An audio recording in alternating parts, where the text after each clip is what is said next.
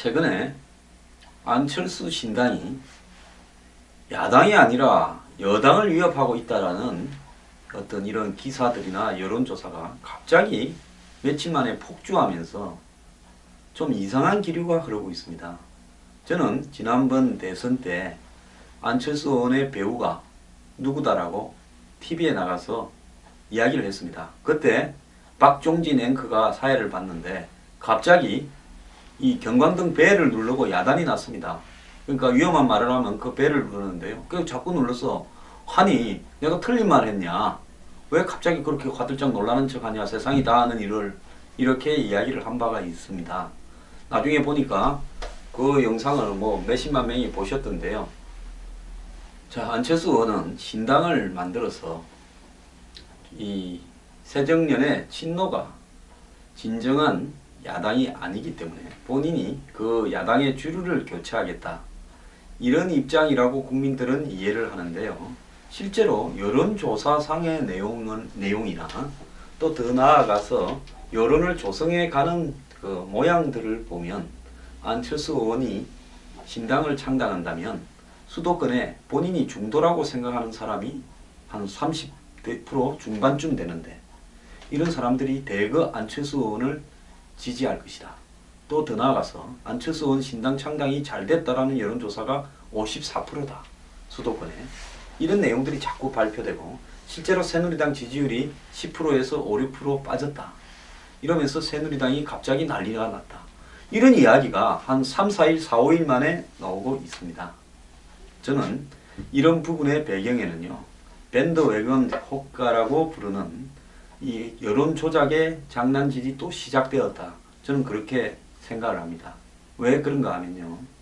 안철수 의원이 단지 야권 간의 싸움만을 갖다가 이렇게 하고 있다면 다음 총선에서는 1대2로 붙게 되기 때문에 또는 1대3이나 1대4가 될 수도 있겠죠. 새누리당이 200석 이상 제가 볼 때만 230석까지의 대선도 가능할 거라고 봅니다. 호남 빼놓고는 야당이 별로 이길 데가 없을 겁니다. 그럼 이런 상황에서요. 결국은 이 총선 공천이 어떻게 돌아가겠습니까? 자, 이래도 이기고 저래도 이긴다면 박근혜 대통령이나 친박 주류의 입장에서는 대거 혁신 공천을 하자라는 쪽으로 방향이 바뀔 수가 있겠죠. 자, 그렇게 되게 되면 지금 김무성 대표를 비롯한 비주류나 친이 세력들은 굉장히 위기감을 느끼게 될 겁니다. 한마디로 대거 공천 학살이나 공천 배제를 당할 수도 있는 것이죠. 자, 이 상황에서 안철수 의원이 신당을 만들겠다고 선언을 하는데 이 신당이 야당보다 여당에 더 영향을 미쳐서 지지율을 폭락시키고 있고 여권 지지자를 대거 흡수할 수 있다라는 여론이 형성되면요. 결국은 지금 여당 내부에 있어서 공천에 무리수를 두는 것이 어려워진다. 이번 주부터 새누리당이 공천 특별기구를 6대6 친박 비박 6대6으로 해가지고 이 공천 룰을 정하는데 이 과정에서 자 우리를 만약에 이 천대하거나 당신들만의 유리한 룰을 만들겠다면 지금 새누리당 지지율이 6%에서 10% 사이로 빠지고 있는데 안철수 신당이 새누리당 지지율을 흡수하고 있는데 우리가 만약에 뛰쳐나가서 저기에 합류할 경우 당신들만으로 총선을 치를 수 있다고 보느냐 이런 부분에 대한 한마디로 묵시적 압력이 되는 요인으로 작용하고 있다는 겁니다. 오비락 치고는 매우 미묘한데요. 저는 이런 모든 일들이 우연히 이루어지고 있다고 생각하지 않습니다. 면밀히 계산된 부분에서 안철수 의원이 탈당을 하고 그리고 새누리당의 지지율이 그쪽으로 올라가고 그런 여론조사들이 계속 순차적으로 발표가 되고 더 나아가서 이제는 비박들이 총선에서 친박이 우리를 죽이지 못할 것이다 라는 부분을 이렇게 이야기하는 단계까지 이르렀습니다. 자, 이런 때에 대비해서 박근혜 대통령이 총선을 위해서 조기에 일찌감치 공천혁명을 했어야 된다라는 이야기를 했는데 뭐 지나간 일은 별로 말하고 싶지 않습니다. 뭐 모든 정치에 관한 일은 대부분이 희망사항이고요. 이상적인 부분은 대부분은 이상적이 아니라 현실적으로 굴러가거나 우유부단하게 굴러가는 것이 마련이라고 저는 그렇게 이해를 많이 해왔고 많이 지켜봤습니다. 자, 이 와중에 유승민 잡겠다며 대구에 이 친박들이 대규모 출동을 했다. 기사가 나왔습니다. 뭐 이재만이라고 유승민 의원 밑에서 공천을 받아서 구청장 하던 사람이 뭐 유승민 해결사라고 자처한다는데요. 저는 솔직히 유승민 하나 잡고 안 잡고, 저도 뭐 유승민 의원 별로 안 좋아합니다. 근데 지금 유승민 하나 잡고 안 잡고가 친박의 주요한 과제입니까? 정말로 이 친박이요, 이 대목에서 정말 고심해야 될 부분은 그 이재만이라고 구청장 개소식에 바로 옆에 보니까 홍문종 의원이 가 있는데요. 친박의 실세죠. 이분은 반기문 대통령, 그 다음에 친박 실세 총리 이현집 정부제 개헌을 얼마 전에 공개적으로 이야기했습니다. 이런 분같이 권력의 향배에 밟고 핵심에 있는다는 분이 그 말을 헛소리로 말 실수를 했다고는 보지 않습니다. 자, 친박들은요, 자, 김무성 대표의 이현집 정부제 개헌을 이야기할 때 제가 엄청나게 앞장서서 비판을 했습니다. 저는 그 비판 때문에 지금도 이 방송 출연이 잘 안 되고 있는 주요 원인이라고 생각도 합니다. 그런데 김무성 대표가 이현집 정부제를 하는 것은 괜찮고 친박이 안 되고 친박이 하는 것은 괜찮다라고 이렇게 이야기를 하는 부분은 말이 되지 않지 않습니까? 제도 자체를 비판하는 거지, 이현집 정부에서 누가 총리하고 누가 대통령 하는 것을 제가 비판하는 겁니까? 통일이 되지 않은 상황에서 북한과 대치를 하고 있는 상황에서 이현집 정부제로 간다라는 것은 대한민국의 한마디로 정치 시스템이 북한의 공세에 무너질 수도 있다라는 부분, 그런 우려들을 제가 지적하는 거고요. 특히 또 대한민국이 부패나 한마디로 상류 기득권층의 로비가 가장 심한 나라인데, 이렇게 되어버리면 권력이 분산되어서 그런 로비에 의해서 모든 법안이나 정책이 만들어질 수 있다는 것을 우려하는 겁니다.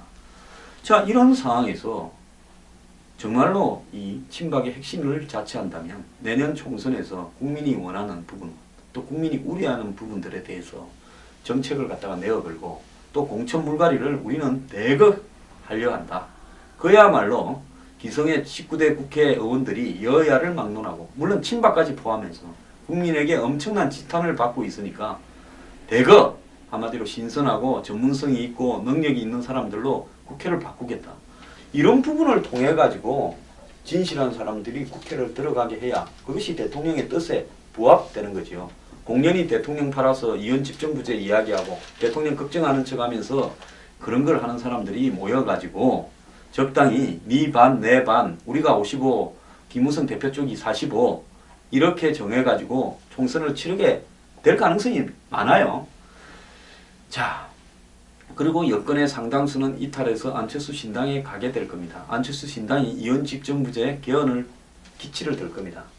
자, 친박도 하자 그러고, 친박 핵심도 김무성 대표도 하자 그러고, 안철수 신당도 하자 그러고, 이렇게 되면 이제 이현집 정부제 개헌에 반대하는 사람은 문재인 친노 핵심밖에 안 남을 겁니다. 그러면 저도 문재인하고 손을 잡고 이현집 정부제 개헌을 반대해야 되는 겁니까? 정말 이런 개판이 어디 있습니까? 그런데요, 무슨 유승민 스나이퍼가 나섰다고 대구의 친박 핵심들이 대거 나서고 하는 꼴들도 지금 유승민 의원이 뭐 중요한 겁니까?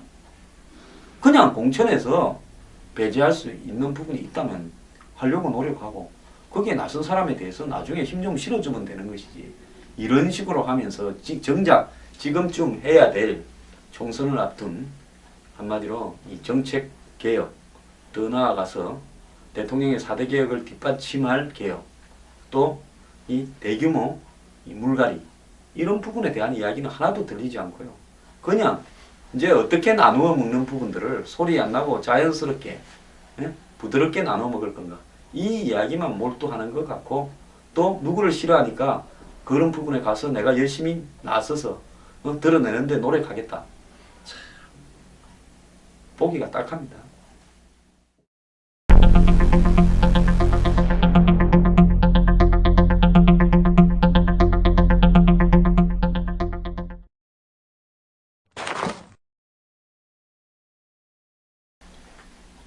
지난 주말에요, 갑자기 중국의 녹지그룹이라는 회사가 제주도에 녹지국제병원을 하겠다고 사업 허가서를 낸 것이 복지부가 승인을 했습니다.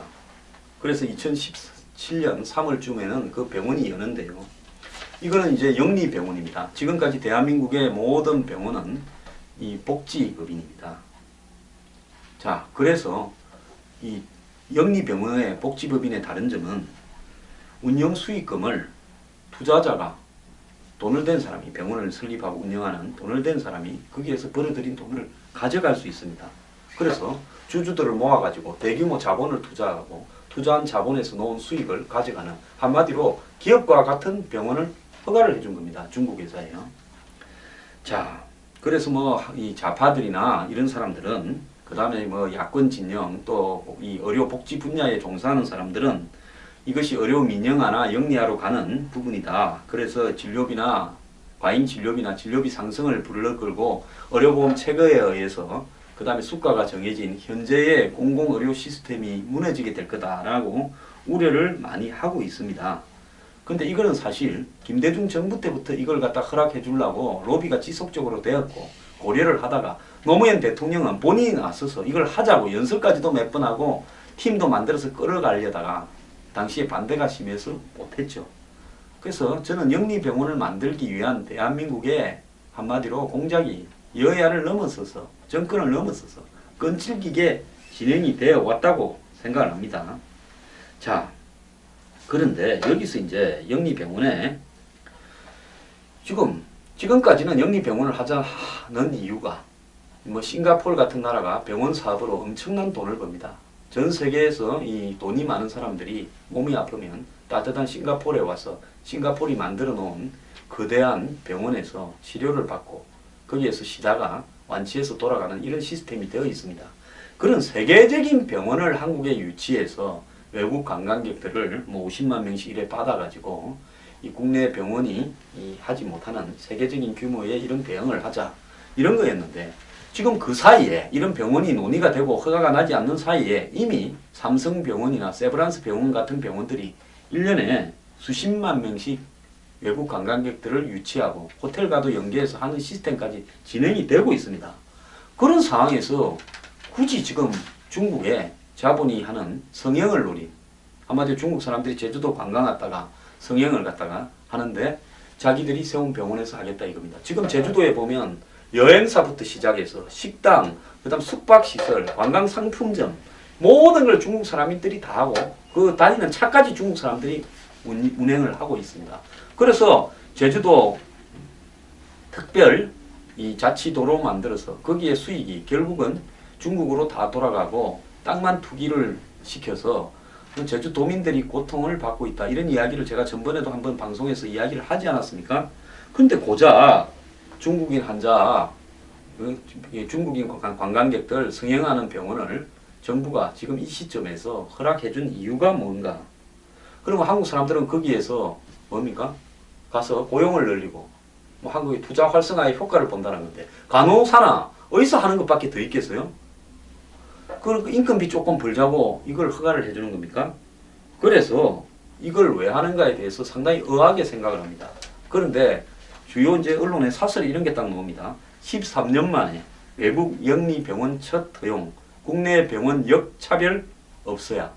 자, 이 말이 나오는 것은 이제 그 다음 순서가 뭔가 하면, 조그만한 중국 회사한테도 해줬으니까 국내에도 투자를 목적으로 하는, 그리고 수익을 목적으로 하는 그런 병원을 해줘야 된다.